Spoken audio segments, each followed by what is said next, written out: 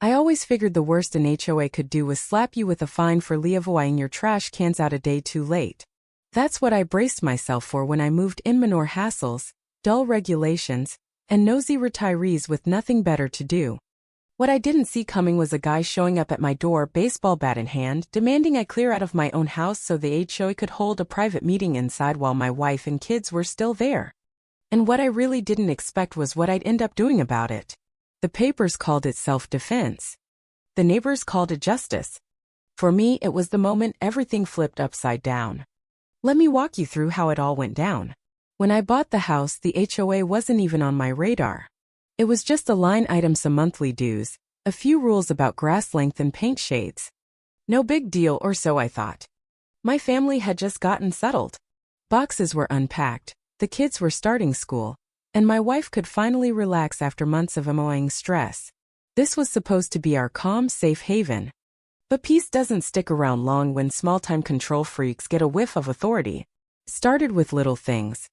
The HOA president, a guy named Greg, who looked like he'd been rehearsing for the role of neighborhood VY lane his whole life, left a note on my door. My car, he said, was too old to park in the driveway. It wasn't a Junkerno rust, no oil leaks, just a 2005 Toyota Corolla, perfectly legal and running fine. But to Greg, it was an eyesore in his pristine suburban fantasy.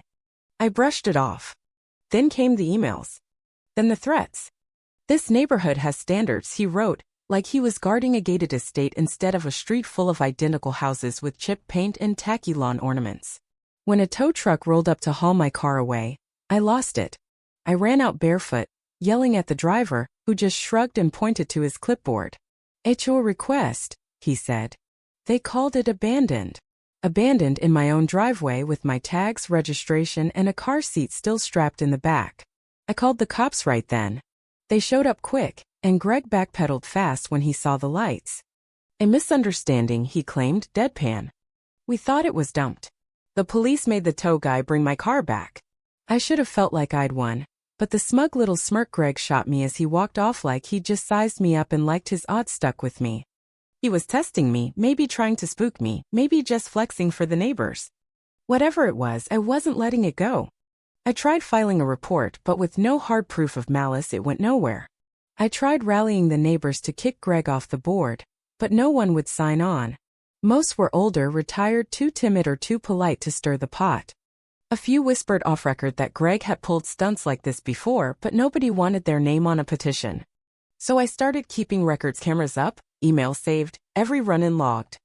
I waited over a year, watching the petty jabs pile up. Snarky letters, sideways comments, vague warnings about violations. Then a storm hit, literal, not figurative. Thunder, lightning, down power lines, trees smashing through roofs. The neighborhood went dark for days, except my place. I'd lived through hurricanes before, I was ready. I had a generator, nothing fancy, just enough for the fridge, phone chargers, some lights, and a small fan in each kid's room to keep them sane. We didn't show off, didn't host parties, but you can't hide a generator's hum in a dead quiet blackout. People noticed. 2 houses down lived Elena and Victor, an older couple who always waved but kept to themselves. The morning after the storm, they showed up at my door, shy but desperate. Elena needed insulin and their fridge was shot. Could they store it in ours? Of course we said yes. Then they mentioned the tree that had crashed through their living room window, water everywhere, glass shattered. Their place was a wreck and the shelters were packed. My wife and I didn't even need to discuss it. They stayed in our guest room for a few days. It was cozy, almost nice. Elena cooked miracles with what little we had. Victor told the kids wild stories from his army days. They didn't feel like strangers, they felt like family. The kids loved them. My wife loved them. Even I started to enjoy having them around, which surprised me. Naturally, the HOA caught wind of it. Word spreads fast when there's no Wi-Fi or cable to distract people. The next day, Greg was back at my door. No fake smile this time, just that pinched, self-important look. I opened the door, already irritated. We heard you have power, he said. Yeah, I replied, giving him nothing. And we heard you're letting Elena and Victor stay here. That's right. He cleared his throat like he was about to declare martial law. We need to hold an emergency HOA meeting tonight. This is the only house with electricity. I laughed. He didn't. I'm not hosting your meeting, I said, starting to shut the door. His hand shot out, blocking it. Maybe I wasn't clear. This isn't a request. I stared at him. Get your hand off my door. He pressed on like I hadn't spoken. You'll need to vacate for the evening. This is official HOA business. We require privacy. You want me to take my wife and kids into a storm-damaged house with a hole in it, so you can play dictator in my leave-a-waiting room? He didn't answer. Get off my porch, I said. He leaned closer. If you don't cooperate, there'll be consequences. That was it.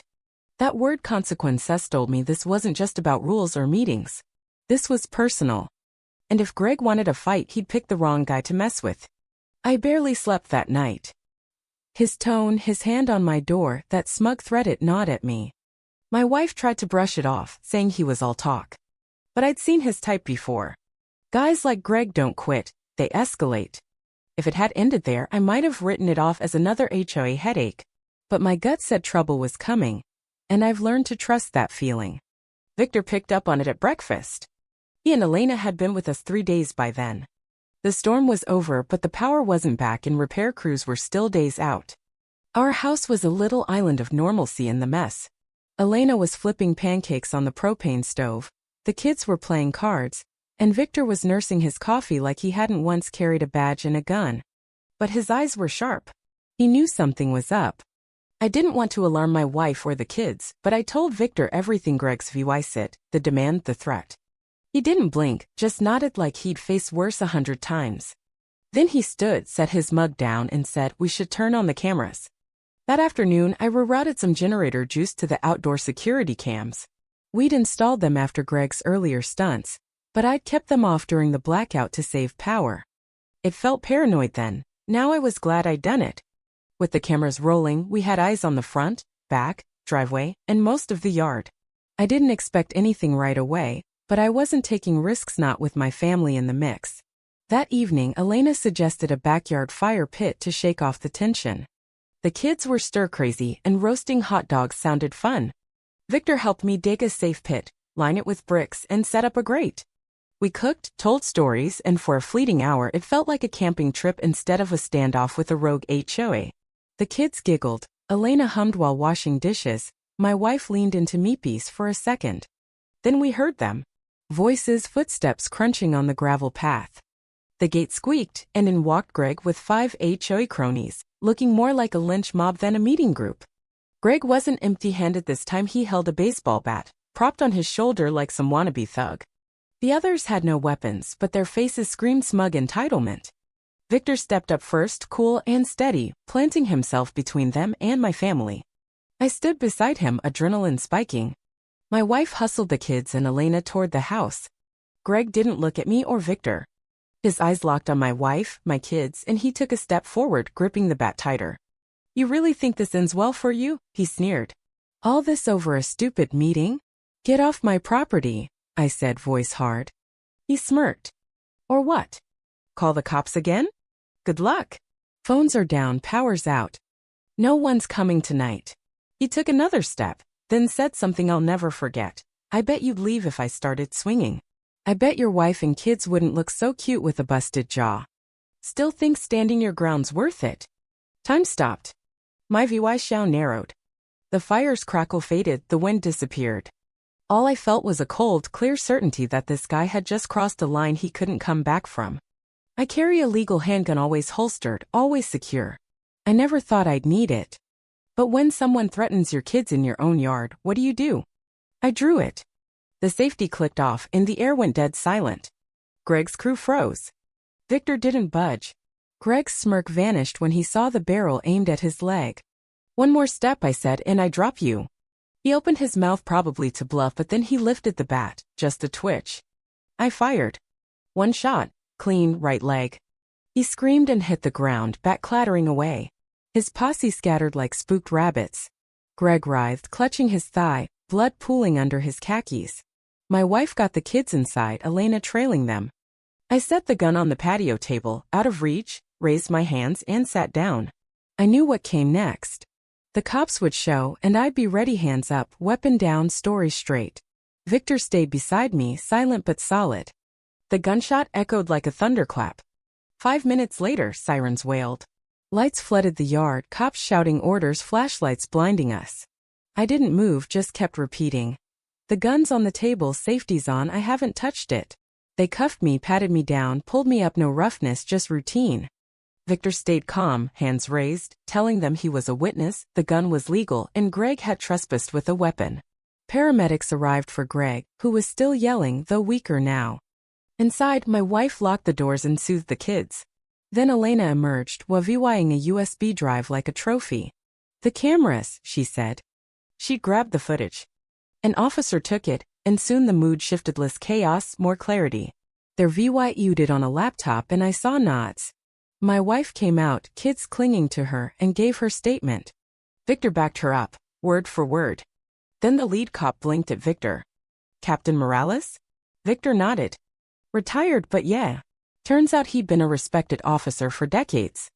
His word carried weight, and the cops knew him. They uncuffed me, handed me water, shook my hand. The footage, statements, and BAT made it clear I'd acted in self-defense. Greg went to the hospital, then jail, trespassing, assault, threats. I pressed charges without a second thought. His crew had bolted, leaving him alone, screaming about lawsuits as the ambulance doors shut. No one bought it. That night, after the chaos, my wife and I sat under a dim lamp, her head on my shoulder, listening to the wind. The storm wasn't over, not entirely. Greg was down, but the HOA lingered. Not for long, though. The next day felt heavy, like the calm after a fight. The kids were jittery, my wife kept eyeing the door, but Victor sipped coffee like it was just another morning. Then a letter arrived, hand-delivered, no envelope, just HOA complaint, in Greg's shaky scrawl. He'd written it post-surgery, accusing me of reckless behavior or unauthorized guests and brandishing a weapon in a hostile manner. He demanded I vacate until a safety review. I laughed. My wife didn't. She wanted a restraining order. Victor agreed, so we filed it, footage in hand. The cops processed it fast. Greg couldn't come within 100 yards of us. 2 days later, another HOA notice dropped, an emergency meeting about safety concerns. No details, just a time. I knew Greg was rallying his loyalists to smear me. But he'd miscalculated. I wasn't the pushover he'd towed a car from anymore. I had Victor, Elena, my wife, the kids, and a neighborhood sick of the HOA's nonsense. Victor suggested we flip the script.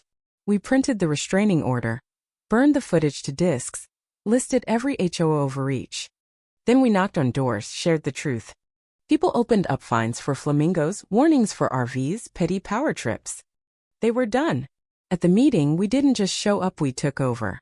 Victor played the footage, Greg's threats, the BAT, all of it. The room turned. A board member moved to suspend Greg permanently. Another seconded. He was out for good. Neighbors cheered, plotting to rework or ditch the HOA entirely. It felt like a real community again. We kept pushing. Victor found a bylaw, enough signatures could dissolve the HOA. We canvassed, Elena baked cookies, and people signed on, fed up with years of absurdity. The vote was a landslide. 74 of 87 houses said yes. The HOA was gone. We celebrated with a cookout, laughter, empanadas, no more fines. Greg sold his house months later, slinking off, powerless. Elena and Victor stayed with us, their old place abandoned. The kids call them grandparents now. I got a bigger generator, just in case. These came back not handed to us but earned. And it's ours to keep.